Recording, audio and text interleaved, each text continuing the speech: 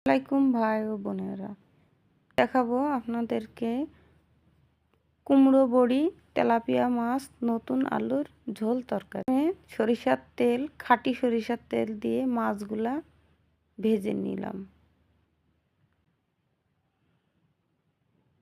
এবার বড়িগুলো পানি দিয়ে ধুয়ে ভেজে নিতে হবে।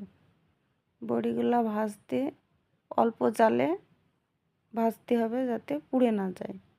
বড়িগুলা ভেজে নিই। এই শীতের সিজনে এই কুমড়ো বড়িটা খুব মজাদার একটি খাবার। সব এলাকায় এই বড়িটা চিনে কিনা বলতে পারি না, তবে আমাদের এলাকায় এই খাবারটি খুবই জনপ্রিয়। এবার আমরা বড়িগুলা তুলে নিলাম। আগেই কেটে রাখা পেঁয়াজ কুচি, বেটে রাখা মরিচ, রসুন, জিরে এগুলো সব সরিষার তেলের ভেতরে দিয়ে নিলাম। তো হালকা নাড়াচাড়া করে একটু তেল দিয়ে নিলাম। এবার কষানোর পালা।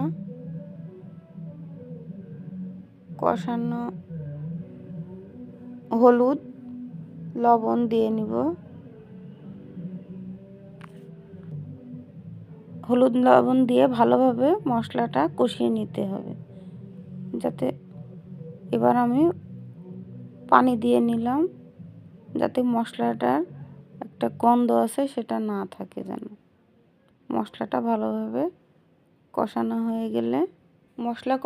হয়ে গেলে আমি লাল আলু কেটে রেখেছি আগে থেকে, সেগুলো এই মশলা কষানোর ভিতরে দিয়ে দেব।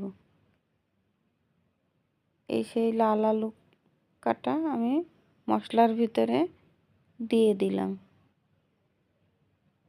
এবার এগুলো নেড়ে চেড়ে বড়ি, কুমড়োর বড়ি এগুলো দিয়ে দিলাম। এবার ভালোভাবে কুমড়ো বড়ি আলু নাড়াচাড়া করে নিই। হালকা কষাতে হবে।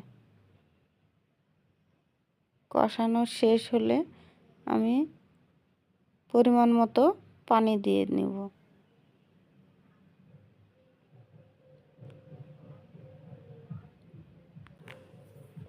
পানি দেওয়া হয়ে গেলে আমি এবার ঢাকনা দিয়ে ঢেকে দেব। ঢাকনা দিয়ে ঢেকে দিলাম।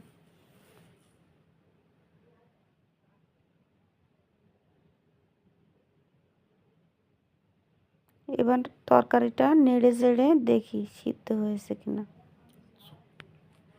আলুটা সিদ্ধ হয়ে গেছে। এবার নেড়ে চেড়ে আবার একটু ঢেকে দিলাম হয়েছে কিনা। তরকারিটা সিদ্ধ হয়ে গেছে। এবার আমি একটু নাড়াচাড়া দিয়ে মাছগুলো দিয়ে দিব।